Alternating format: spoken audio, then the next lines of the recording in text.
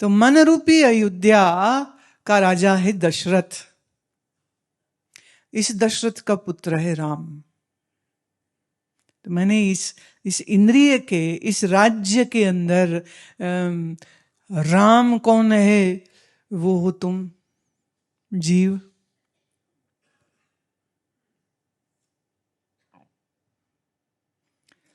कृष्ण गीता में कहते, देखो हम रामायण में गीता को भी ले आएंगे तो कृष्ण जी को छोड़ नहीं सकते ना। कृष्ण क्या कहते? ममैवांशो जीवलोके जीवभूत सनातना। ये जीव मेरा ही अंश है, तो जीव ही कृष्ण हुआ। तो इस रामायण के संदर्भ में जीव कौन हुआ? तुम ही हो राम।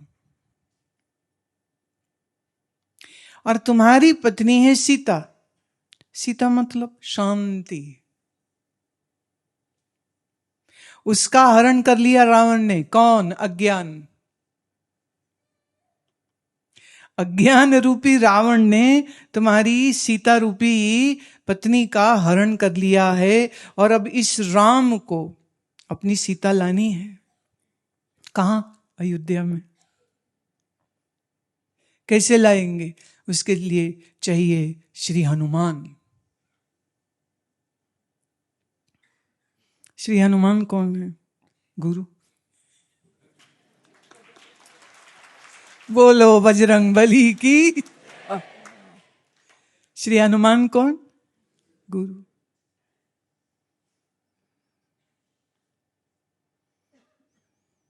अब इसमें जो सहायता चाहिए इस युद्ध के लिए, ये शांति रूपी सीता को लाना है, तो फिर हनुमान जी कहते हैं कि सेना खड़ी करनी होगी।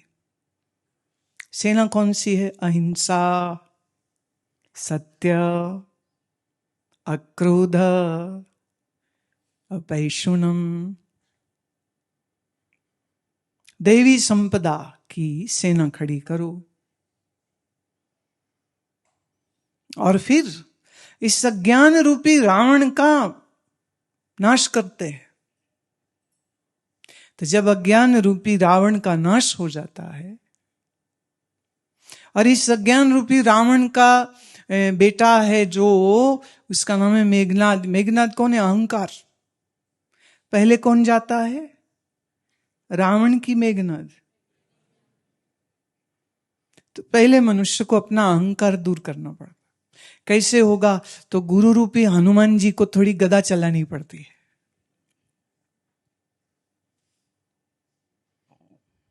और फिर शिष्य के अहंकार का दमन हो जाता है, शिष्य के अहंकार का नाश हो जाता है, और फिर वो कहता है शिष्यस्ते हम शादी माम त्वम प्रपन्नम। मैं आपका शिष्य हुआ। अपना अहंकार छोड़ करके शिष्य समर्पित हो जाता है। किसको? गुरुदेव को। किसको? हनुमान जी को।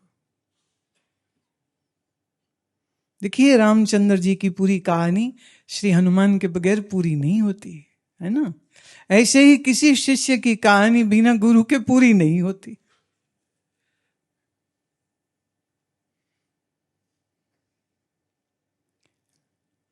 इस अज्ञान रूपी रावण का नाश करते हैं ज्ञान के अस्त्र शस्त्र के साथ, तो सीता रूपी शांति की प्राप्ति हो जाती है। तो साधक का जो मन पहले युद्ध का स्थल होता है, फिर वो क्या हो जाता है? अयोध्या। अब वहां कोई युद्ध नहीं है।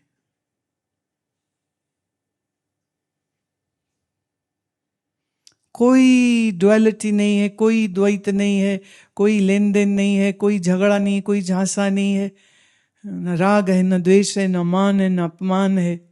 सम सुखेशु दुखेशु। सुख दुख भी अब उसका सम हो जाता है। सारे प्रकार के युद्धों का नाश हो जाता है।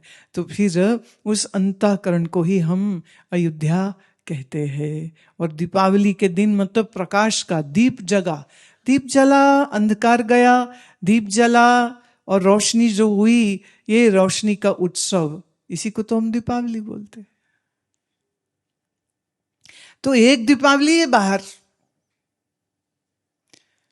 जो एलईडी लाइट से भी हो जाएगी। हमारे यहाँ भी पीछे वो रजत जयंती पे वो जो काम कर रहे थे ना, तो वो आपस में आवाज देते थे, वो लेडी लाइट दो, लेडी लाइट दो। मैं भैया जेंट लाइट कोई नहीं होती, खाली लेडी लाइट होती है। तो एलईडी नहीं बोलते, वो बोले लेडी लाइट लगाओ। अब ये जितनी रोशनी हुई, अब बिजली चली जाए तो वो रोशनी खत्म। पर ट्रेडिशनली हमारी जो दीपावली है वो मिट्टी के दियों से होती। मैं हमेशा कहती हूँ, हर बार कहती हूँ, उम्मीद करती हूँ कि आपने वो काम किया होगा कि मिट्टी के दिए कुम्हारों से लिए होंगे। अभी थोड़े दिन पहले मैं अखबार देख रही थी, तो जो दिल्ली में एक जगह है जहाँ ये मिट्टी का काम करने वाले रहते, वो बड़ी खुशी जाहिर कर रहे थे, कह रहे इस बार इतनी हमारी बिक्री हुई है कि लोगों की नहीं, हमारी भी दीपावली हो गई है। बड़ा अच्छा लगा। एक ख्याल होता है ना, एक ख्याल होता है जिससे बात शुरू होती है, और फिर वो ख्याल धीरे धीरे जब समाज में आ जावे और सब लोग उसे स्वीकार करने लग जाते हैं, लेने लग जाते हैं और उसका आचरण करने लग जाते, इसी से तो समाज बदलता है, और कैसे बदलेगा। तो दीपावली मिट्टी के दिए, और मिट्टी के दिए में पूरा तेल भरने की जरूरत नहीं। उसका एक ट्रिक तो मैं आज बता देती हूँ, जिन्हें नहीं मालूम बताती हूँ। हम लोग यहाँ आश्रम में क्या करते, हम ये करते हैं कि हम आधा पानी से भरते हैं। बड़ा सीक्रेट आउट कर रही हूँ आज। आधा हम भरते हैं पानी से, उसके ऊपर फिर हम डालते हैं तेल। तेल तो बहुत थोड़ा होता है। उसके ऊपर एक ऐसे क्रिस क्रॉस लकड़ी की एक सिकंजा होता है, उसके अंदर बत्ती होती है, तो वो फ्लोट करती है। जो बत्ती है वो उस लकड़ी के उस ढांचे में होती है ना, तो उसको ऐसे फंसा रखा हमने, और वो तेल में ऐसे फ्लोट करती रहती। तो जो उसकी विक है, जो बाती है, वो तो तेल में ही है। और फिर जलाते हैं जब, तो दूर से देखने को लगता है ग्लास में तो पानी है, पानी में ज्योति जल रही है। भाई चमत्कार है भाई। कौन कहता है पानी से दिए नहीं जलते? देखो हमारे यहां तो जल रहे हैं। तो बड़े लोग हैरान होके हर बार पूछते थे।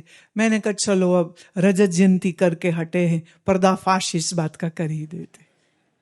तो जो लोग सेवा में आते हैं, जब वो बनते हैं शाम के मंदिर के लिए, जब तैयारी होती है, तो उन्हें मालूम है कि पानी है, पानी पे तेल तो बहुत थोड़ा लेते हैं हम। ये जो तेल है, अब इस तेल में भी अगर थोड़ा सा आप सिट्रोनेला या लेमन ग्रास के 2-4 बूंद डाल दें, तो फिर वो मच्छर भी भगा देगा। हालांकि इन दिनों में उतना मच्छर होता नहीं है, लेकिन फिर भी, और खुशबू बड़ी अच्छी आती। लेमन ग्रास अगर डालते तो खुशबू बहुत अच्छी आती। तो एक दीपावली है जो हम सब लोग मिलके मनाते हैं, दिए जलाते हैं, मिठाई खाते हैं, नए कपड़े पहनते। देखो नए नए कपड़े पहने हैं। पर एक दीपावली अंदर की है। बाहर वाली दीपावली आती है, चली जाती, और साल में एक ही बार आती, 2 बार नहीं आती। लेकिन ये जो वेदांतिक दिवाली है, इस वेदांत दिवाली का मजा ये है कि एक दफे अज्ञान रूपी रावण को मारने का तरीका आपने सीख लिया, जान लिया, तो हर रात दीपावली हो जाती, हर सुबह बैसाखी हो जाती, हर दिन शुभ हो जाता है। फिर पंडित जी से पूछने की जरूरत नहीं कौन सा दिन शुभ है, कौन सा मुहूर्त घड़ी शुभ है। फिर हर चीज शुभ है, हर जगह शुभ है, हर काल शुभ है, हर समय शुभ है, सब कुछ शुभ होता है। क्यों? क्योंकि शुभता तुम्हारे अंतःकरण में घटित हो गई। अब ये जो शुभता आपके अंतःकरण में आई है, इस शुभता के साथ जब आप जीवन में कोई भी कर्म करेंगे, चाहे वो परिवार का हो, चाहे वो पैसे से जुड़ा हो, चाहे वो रिश्तों से जुड़ा हो, चाहे वो साफ सफाई ही क्यों ना हो, चाहे वो सब्जी भाजी लेना खरीदना बनाना ही क्यों ना हो, छोटे से छोटा कार्य या बड़े से बड़ा कार्य आप सफलतापूर्वक कर पाते हैं, क्योंकि ये शुभता आपके भीतर है। जैसे वो एक अंग्रेजी में मेरे स्कूल में किताब थी तो उसमें कहानी थी the golden touch of Midas. फायदा होता है कुछ चीजों का। उस समय तो मुसीबत लगती थी, लेकिन तब की पढ़ी कहानी आज काम आ रही।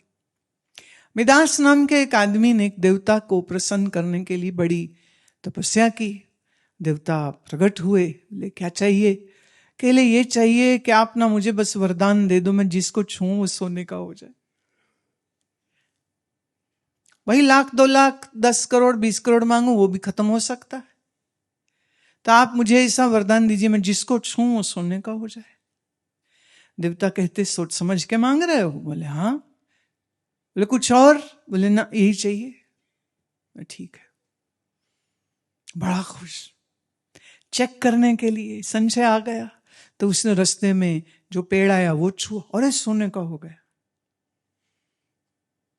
फिर उसने खुशी के मारे कई पेड़ छू लिए, सब सोने के हो गए। फिर उसने कहा अरे मैं काहे खामखा इस शक्ति को व्यय कर रहा हूं, तो अब अपने घर में ही जाके काम करूंगा। तो घर गया तो घर का दरवाजा छुआ, सोने का। दीवार छुई, सोने की। खुशी के मारे अपने कपड़े छुए तो वो भी सोने के, जूता छुआ वो भी सोने का। और वो चीख चीख के सबको बुलाता है, पत्नी को, बच्चों को, मां को, पिता को, जल्दी आओ देखो मेरे को देवता से क्या वरदान मिला है। अब तुम्हारा पिता, तुम्हारा पुत्र सबसे धनी हो जाएगा। उसकी बेटी बड़ी प्यारी, वो भागी भागी आई, पिताजी पिताजी करते हुए लपक लिया उसको, हाथ में पकड़ा गोदी उठाने के लिए। लड़की भी सोने की हो गई। अब डरा, ये क्या हो गया? घबराया घबराया घबराया, चीखता है चीखता है, ये क्या हो गया क्या हो गया? पत्नी कहती क्या हुआ? तो पत्नी का हाथ पकड़ता है, पत्नी सोने की हो गई।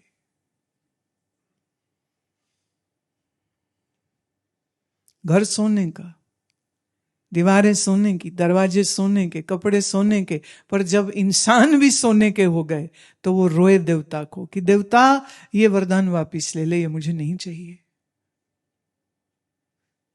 रोते रोते गला रुंध गया, सोचा पानी पी लूं, गिलास उठाया पानी का, सोने का। रोटी खाने को पकड़ी तो रोटी सोने की। इस कहानी की मॉरल स्टोरी ये निकल के आती है कि धन तुम्हें आनंद नहीं दे सकता है। धन आवश्यक तो पूरी कर सकता है पर तुम्हें आनंद नहीं दे सकता, इसलिए धन के पीछे पागल मत होना।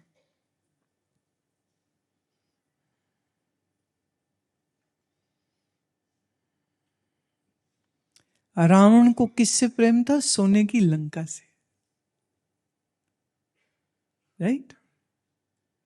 कहते उसकी लंका सोने की थी और उसको बड़ा अभिमान था।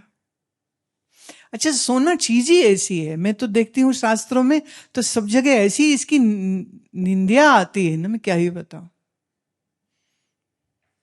तो रावण और सोना एक इक्वेशन है। अच्छा, ऐसे ही महाभारत में श्रीमद् भागवत में प्रसंग आता है कि उसमें परीक्षित ध्यान में बैठे थे तो उनके सामने एक साया सा आया। बोले कौन हो तुम? कहते मैं कलयुग हूं, और चूंकि आप अर्जुन के वंशज हैं, श्री कृष्ण के कृपा पात्र हैं, सो मैं आप सबका बड़ा सम्मान करता हूं। तो हे राजन, मैं आपके पास इसलिए आया हूं कि मैं आपसे आज्ञा ले रहा हूं। आ तो रहा हूं पर बता भी रहा हूं कि मैं आ रहा हूं। परीक्षित कहते तुम नहीं आ सकते, तुम बिल्कुल नहीं आ सकते, जाओ तुम।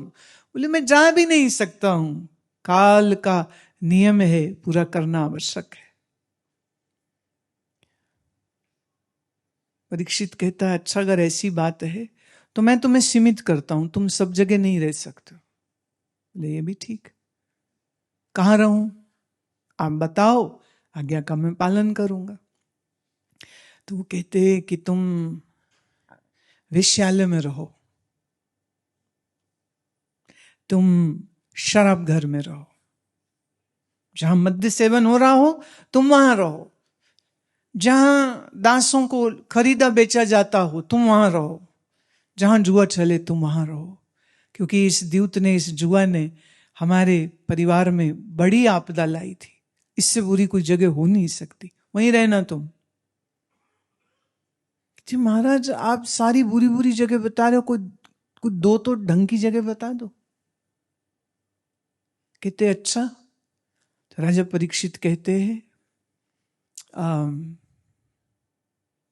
जहां हरि कथा हो, सत्संग हो, वहां तो तुम अलाउड नहीं हो, पर जब प्रसाद बटे वहां अलाउड हो।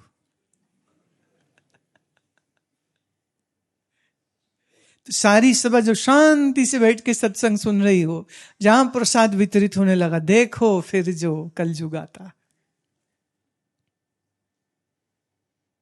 काल ने कहा दूसरी जगह कौन सी? मालूम राजा परीक्षित क्या बोले? सोने पर। जहां सोना हो वहीं तुम रहना। और परीक्षित ये भूल गए कि उस समय उन्होंने सोने का मुकुट धारण करके रखा था। काल, कलयुग चढ़ गया सोने के इस मुकुट पर। और परीक्षित जैसे गहरी नींद में चला जाए तो सब भूल जाता है, ऐसे ये सारा वार्तालाप भूल गया और अपनी सेना से कहता है हम शिकार खेलने जाएंगे। अरे राजन क्या हो गया? हम शिकार खेलने जाएंगे, तैयारी करो। दिन भर भागते रहे घोड़े पर, थक गए, पानी पीने के लिए कहां जाऊं, कुटिया देखी, कुटिया में के बाहर ही एक ऋषि बैठे ध्यान कर रहे थे, मुकुट है सिर पर, बुद्धि भ्रष्ट। जिससे कलयुग पूछ रहा है कहां रहूं, और जिसे स्वयं कहा कि सोना जहां रहे वहां रहो, और यही भूल गए कि खुद सोने का मुकुट पहना है। तो अर्जुन का ये वंशज जा करके ऋषि के सामने गालियां बकने लग गया। क्या बैठा है, उठो, तुम्हारा राजा आया है, हमारी सेवा करो, हमें पानी पिलाओ। हाँ वो बहुत ध्यानस्थ थे, समाधिस्थ थे ऋषि, कोई उत्तर ना पाके वो तो इतना क्रोधित हुआ, कहते कैसे मरा पड़ा है। वहां एक मरा हुआ सर्प देखा, उसको उठा के ऋषि के गले में डाल दिया, जैसा ये मरा है वैसा तू मरा हुआ है।